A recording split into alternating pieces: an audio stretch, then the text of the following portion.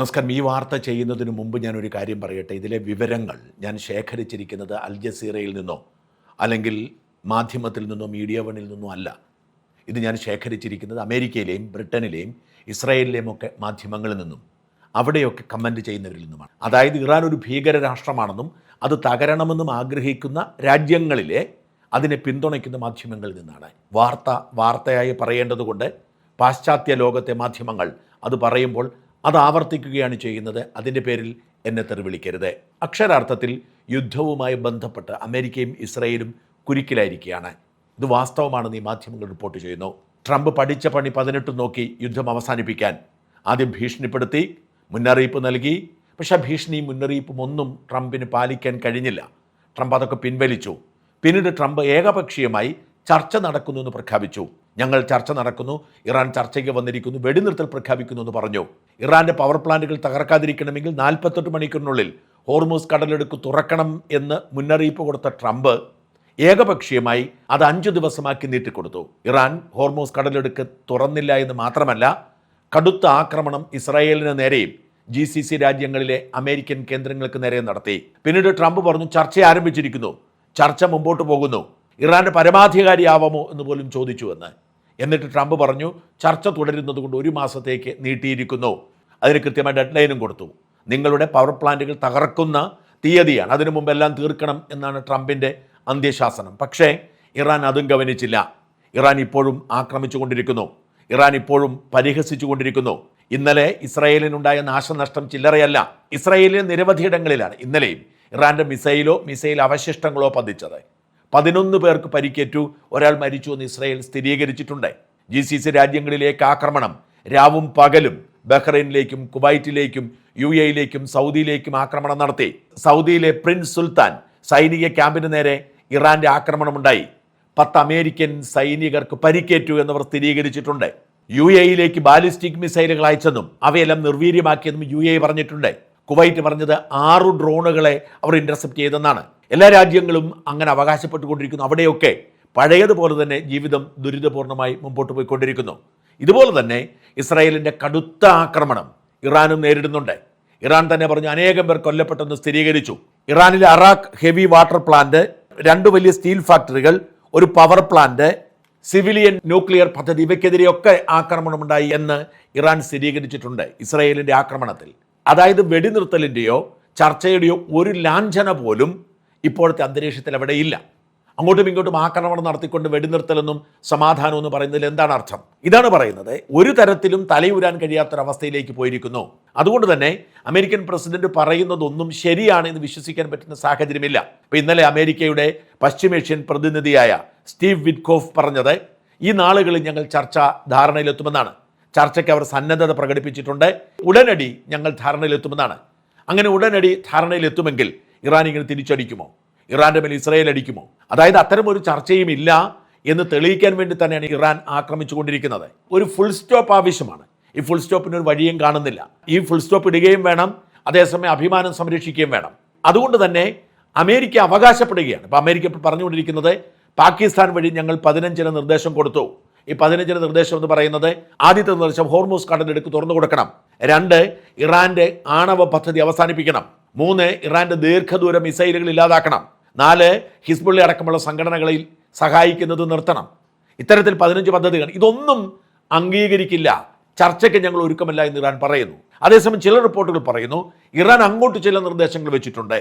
1, Hormuz കടലെടുക്കിന് fees ഈടാക്കാൻ Iran അനുവദിക്കണം. അതിലെ പോകുന്ന കപ്പലുകൾ ഇറാന് ഫീസ് കൊടുക്കാൻ അനുവദിക്കണം. 1ാമത്തെ ആവശ്യമാണ്. 2, ഹിസ്ബുള്ളയെ ആക്രമിക്കുന്നത് ഇസ്രായേൽ നിർത്തണം. ഇത്തരത്തിൽ ഇറാൻ അങ്ങോട്ട് നിബന്ധനകൾ വെച്ചിരിക്കുന്നു എന്ന വാർത്തയും പുറത്തു വരുന്നുണ്ട്. അതുകൊണ്ട് തന്നെ ചർച്ചയുടെ ഒരു വഴിയും തെളിയുന്നില്ല. അതേസമയം ഇറാൻ പൂർണ്ണമായും തിരിച്ചടിച്ചുകൊണ്ടിരിക്കുന്നു. ഈ പ്രതിസന്ധിയിൽ എന്ത് ചെയ്യുന്ന അവസ്ഥയിൽ ഭ്രാന്ത് പിടിച്ചാണ് ട്രംപ് പലതും പുലമ്പുന്നത് എന്നാണ് പാശ്ചാത്യ മാധ്യമങ്ങൾ തന്നെ റിപ്പോർട്ട് ചെയ്യുന്നത്. അതുകൊണ്ടാണ് ട്രംപ് പറഞ്ഞത് തന്നെ ഇറാൻ്റെ സുപ്രീം ലീഡറാക്കാൻ, അതായത് ഇവർ കൊന്നുകളഞ്ഞ അയത്തുള്ള അലി ഖൊമേനിയുടെ പകരക്കാരനായി തന്നെ നിയോഗിക്കാൻ ഇറാൻ ആവശ്യപ്പെട്ടു എന്നൊക്കെ പറയുന്നത് അതുകൊണ്ടാണ്. നമുക്കറിയാം അത് ഒരിക്കലും സാധ്യമല്ല. കാരണം അതൊരു മതപുരോഹിതന് മാത്രം എത്താൻ കഴിയുന്ന പദവിയാണ്. ഇറാൻ ഒരു ഇസ്ലാമിക രാജ്യമാണ്. ആ ഒരു ഇസ്ലാമിക റിപ്പബ്ലിക്കിൻ്റെ നിയന്ത്രണം മതപുരോഹിതരുടെ കയ്യിലിരിക്കാൻ വേണ്ടിയാണ് ഭരണഘടന കൊണ്ടുവന്നിരിക്കുന്നത്. ഇറാൻ്റെ പ്രസിഡന്റ് ആക്കാൻ പറഞ്ഞു എന്ന് പറഞ്ഞാൽ പോലും വിശ്വസിക്കാം. എന്നാൽ ഇറാന്റെ സുപ്രീം ലീഡറാക്കാൻ പറഞ്ഞു എന്ന് പറഞ്ഞ് വിശ്വസിക്കാൻ പറ്റത്തില്ല. അതായത് ട്രംപിന്റെ തന്നെ നിയന്ത്രണം പോകുന്ന അവസ്ഥയിലേക്ക് കാര്യങ്ങൾ പോകുന്നു. സാധാരണഗതിക്ക് ട്രംപ് പലപ്പോഴും പല അവകാശവാദങ്ങൾ നടത്തും. ആ അവകാശവാദങ്ങളെ ആരും എതിർക്കാറില്ല. ഇപ്പോൾ ഉദാഹരണത്തിന് ഇന്ത്യയും പാകിസ്ഥാനും തമ്മിലുള്ള യുദ്ധം അവസാനിപ്പിച്ചത് താനാണ് എന്ന് ട്രംപ് കൂടെ പറയും. ഇന്ത്യ മിണ്ടാറില്ല. അങ്ങനെയല്ല എന്ന് വിദേശകാര്യ മന്ത്രാലയം പറയുമ്പോഴും ഇന്ത്യ മോദിയോ മറ്റും മിണ്ടാറില്ല. അങ്ങനെ ട്രംപ് അവകാശവാദം നടത്തുമ്പോൾ മിണ്ടാതിരിക്കുമെന്ന് പ്രതീക്ഷിച്ചാണ്. പക്ഷേ ഇറാൻ മിണ്ടാതിരിക്കുന്നില്ല. ഇറാൻ പുച്ഛിച്ചു തള്ളുകയാണ്. മാത്രമല്ല അമേരിക്കയ്ക്ക് മുന്നറിയിപ്പ് കൊടുക്കുന്നു. ഇതിനിടയിൽ കരസേനയെ അയച്ച് പിടിച്ചെടുക്കാനുള്ള നീക്കം നടത്തുന്നുണ്ട്, കാർഗു ദ്വീപ് അടക്കമുള്ളവ. പക്ഷേ അമേരിക്കയിൽ ഭിന്നതയാണ്. നമുക്കറിയാം ട്രംപിൻ്റെ വിശ്വസ്തനാണ് JD വാൻസ് എന്ന വൈസ് പ്രസിഡന്റ്. ഈ JD വാൻസ് യുദ്ധത്തിനെതിരായിരുന്നു. ഒരു കാരണവശാലും ഈ പണിക്ക് പോവരുത്, നമ്മുടെ കയ്യിൽ നിൽക്കില്ല, നമ്മൾ പറയുന്നത് പോലെയല്ല, ഇറാനെ നേരിടുക അസാധ്യമാണ് എന്ന് പറഞ്ഞ് അടിമുടി എതിർത്തിരുന്നു. JD വാൻസിൻ്റെ ഏറ്റവും അടുത്ത സുഹൃത്തായിരുന്ന അമേരിക്കയുടെ സ്പൈ ചീഫ് തൻ്റെ നിർദ്ദേശം കേൾക്കാത്തത് കൊണ്ട് പദവി രാജിവെച്ചു പോയി. പക്ഷേ ട്രംപ് തൻ്റെ ഇഷ്ടപ്രകാരം യുദ്ധം പ്രഖ്യാപിച്ചു. ട്രംപ് JD വാൻസിനേക്കാൾ വിശ്വസിച്ചത് ഇസ്രായേൽ പ്രധാനമന്ത്രി ബെന്യാമിൻ നെതന്യാഹുവിനെയാണ്. നെതന്യാഹു ട്രംപിനെ യുദ്ധം വിറ്റു എന്നാണ് ഇപ്പോൾ JD വാൻസ് പറയുന്നത്.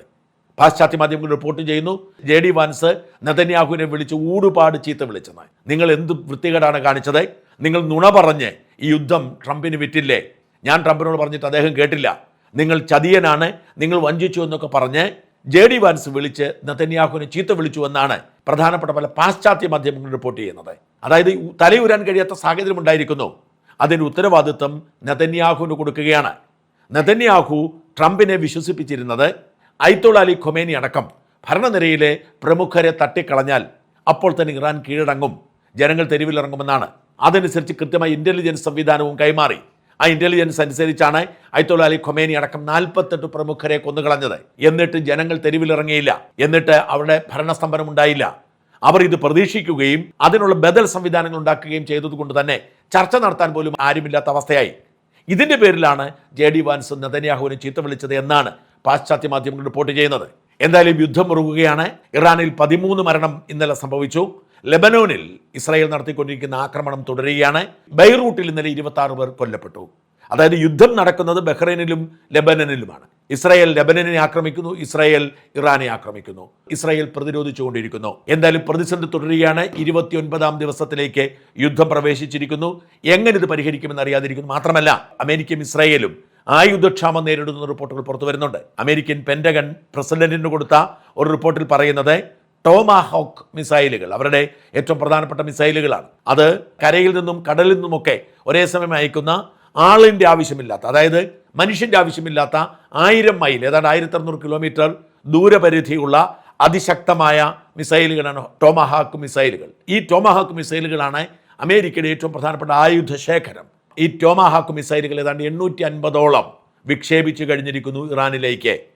അതിൻ്റെ ഉൽപ്പാദനം നടക്കുന്നില്ല. കഴിഞ്ഞ വർഷം നടന്നത് ആകെപ്പാടെ 57 എണ്ണമാണ്. ഇത് ഏറ്റവും പ്രധാനപ്പെട്ട ആയുധമാണ്. ആയുധം ലഭിക്കുന്നില്ലെന്ന് മാത്രമല്ല ഇതിൻ്റെ ചെലവ് 2 മില്യൺ മുതൽ 3.6 മില്യൺ വരെ ഡോളറാണ് ഒരു ടോമാഹാക്ക് മിസൈലിൻ്റെ ചെലവ്. അതാണ് 857 എണ്ണം ഇതുവരെ അയച്ചത്. യുദ്ധം തുടരുകയാണെങ്കിൽ മിസൈലുകളും ലഭ്യമല്ല, വലിയ പ്രതിസന്ധിയിലേക്ക് പോകും. എങ്ങനെയെങ്കിലും പരിഹരിക്കണം എന്ന അവസ്ഥ രൂപപ്പെടുന്നു. അമേരിക്ക വല്ലാതൊരു പുലിവാലി ചെന്നുപെട്ടിരിക്കുന്നു. ട്രംപിനെതിരെ വലിയ ജനവികാരം അമേരിക്കയിൽ രൂപപ്പെടുന്നു. മാത്രമല്ല ട്രംപ് എങ്ങനെയെങ്കിലും ധാരണയുണ്ടാക്കി തലയൂരിയേക്കുമെന്ന ഭയം ഗൾഫ് രാജ്യങ്ങളെ ബാധിച്ചിരിക്കുന്നു. ഈ പ്രതിസന്ധിയിൽ നിന്നും തലയൂരാൻ വേണ്ടി ട്രംപ് ഒരു കച്ചവടക്കാരനാണ്. എന്തെങ്കിലുമൊക്കെ ഒരു പരിഹാരമുണ്ടാക്കി ട്രംപ് തലയൂരിയേക്കും. അങ്ങനെ വന്നാൽ അത് പ്രതിസന്ധിയാകുന്നത് സൗദിയും ഖത്തറും UAEയും അടങ്ങുന്ന രാജ്യങ്ങൾക്കാണ്. അവരും ആശങ്കയിലാണ്. നിങ്ങൾ തുടങ്ങി വെച്ച യുദ്ധം നിങ്ങൾ ഫിനിഷ് ചെയ്തേ മതിയാവൂ എന്ന് ഈ രാജ്യങ്ങൾ അമേരിക്കയോട് പറയുന്നുണ്ട്. പക്ഷേ എന്തു ചെയ്യുമെന്നറിയാത്ത പ്രതിസന്ധിയുണ്ട്. ഇതിൻ്റെ ഇടയിൽ മറ്റൊരാശങ്ക യൂറോപ്യൻ രാജ്യങ്ങൾക്കുണ്ടായിരിക്കുന്ന റിപ്പോർട്ട് കൂടി ഇതോടൊപ്പം പറയേണ്ടതുണ്ട്. യൂറോപ്യൻ രാജ്യങ്ങൾ, നാറ്റോ രാജ്യങ്ങൾ ട്രംപിനെയും അമേരിക്കയും യുദ്ധത്തിൽ സഹായിച്ചില്ല. അതിൻ്റെ ആശങ്കയും നിരാശയും ട്രംപിനുണ്ടെന്ന് പരസ്യമായി പറഞ്ഞു. ഈ പശ്ചാത്തലത്തിൽ ട്രംപ് റഷ്യയുമായി ധാരണയിലെത്തുമെന്നും ഈ യുദ്ധം അവസാനിപ്പിക്കാൻ മറ്റു വഴിയൊന്നുമില്ലാത്തതുകൊണ്ട് റഷ്യയുമായി ധാരണയിലെത്തി റഷ്യ പറയുന്നതൊക്കെ അംഗീകരിച്ചു കൊടുക്കുമെന്നും അങ്ങനെ തലയൂരുമെന്നുള്ള ആശങ്കയാണ്. റഷ്യയുമായി ധാരണയിലെത്തി ട്രംപ് നാറ്റോ രാജ്യങ്ങളെ റഷ്യ ആക്രമിച്ചാൽ, തൊടാത്ത സാഹചര്യം ഉണ്ടാക്കിയാൽ റഷ്യ ബ്രിട്ടൻ അടക്കമുള്ള രാജ്യങ്ങളെ ആക്രമിച്ചേക്കുമെന്നും ട്രംപ് കൈയും കെട്ടി നിൽക്കുമെന്നുള്ള ആശങ്ക പടരുന്നുണ്ട്. അങ്ങനെ വല്ലാത്തൊരു പ്രതിസന്ധിയിലേക്ക് സാഹചര്യം നീളുകയാണ്. നാറ്റോ രാജ്യങ്ങൾ പ്രതിസന്ധിയിലാണ്, GCC രാജ്യങ്ങൾ പ്രതിസന്ധിയിലാണ്, അമേരിക്ക പ്രതിസന്ധിയിലാണ്. ഇറാൻ ഇങ്ങനെയൊക്കെ പെരുമാറുമെന്നും ഇങ്ങനെയൊക്കെ തിരിച്ചടിക്കുമെന്നും ആർക്കും ഒരു നിശ്ചയവും ഉണ്ടായിരുന്നില്ല.